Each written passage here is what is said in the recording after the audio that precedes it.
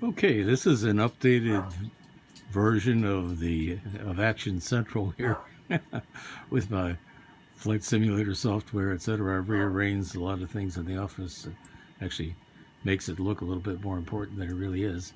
But anyway, here's kind of the whole setup.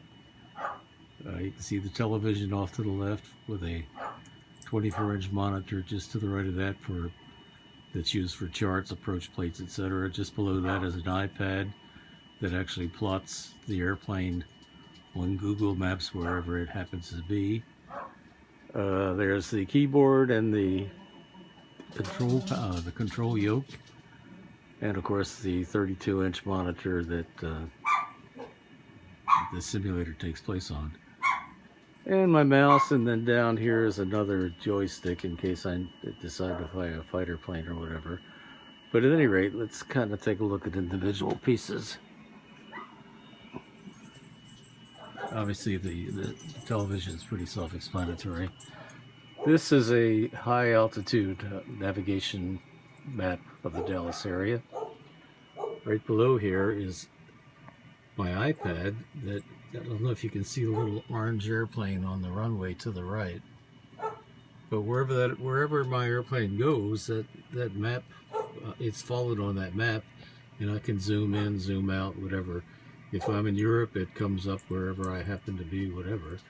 So it gives me a way to verify my position. If, for instance, I'm in an area where I don't have a good fix with my radios or whatever. And of course, here's the keyboard and the control yoke, and then the actual simulator itself. This is a cockpit view, getting ready to take off on runway 35 at Dallas Fort Worth. Of interest, and I'm just going to switch here for a second, of interest is the airplane that I'm flying here. Let me take this off for a second so you can see it. But this is a Brazilian plane. It's not even registered yet. It's a single engine. You don't need a corporate pilot type jet like a Learjet. It only costs $2 million. It's kind of unique in the fact that it's got the engine mounted, one jet engine mounted on the top of the fuselage, right between the V-tail.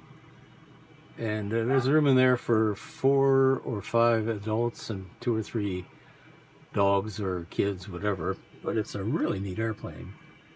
And like I say, it's not even registered yet, but will be.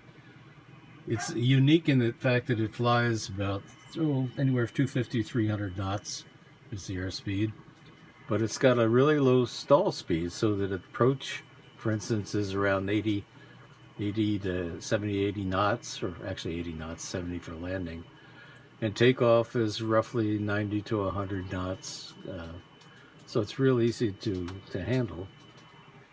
And it gets about 6 hours worth of fuel at 250 miles an hour, so that's not that bad. Another unique feature is if you ever get into an emergency, like you run out of gas, you deploy a parachute that actually glides the whole airplane down to the ground. Another unique system. Anyway, we're back going in the cockpit now, getting ready for takeoff. And I'm going to run out of time on this, so I'm just going to take it down the runway a bit and show you what it looks like. Maybe kind of sloppy because I'm trying to hold the camera with one hand and fly with the other.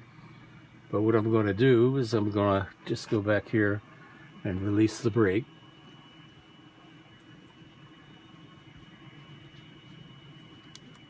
And now I'm going to advance the throttle. The throttle is on this quadrant right in front of it. And now we're going down the runway, as you can see. I'll steer a little bit. You've got little rudder pedals that you steer with your thumb, believe it or not. And I'm trying to do this one-handed, but at any rate, we're about airborne now.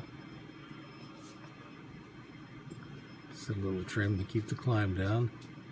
And then I'll just put it on autopilot.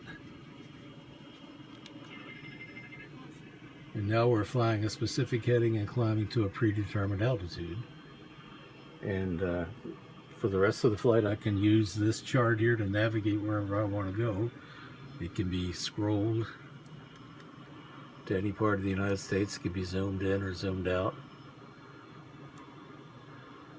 And as you see down here, my aircraft is turning to the left.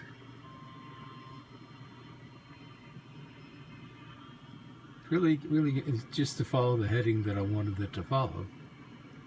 At any rate, I'm running out of time here, so I'm going to stop this, but it's a pretty neat setup.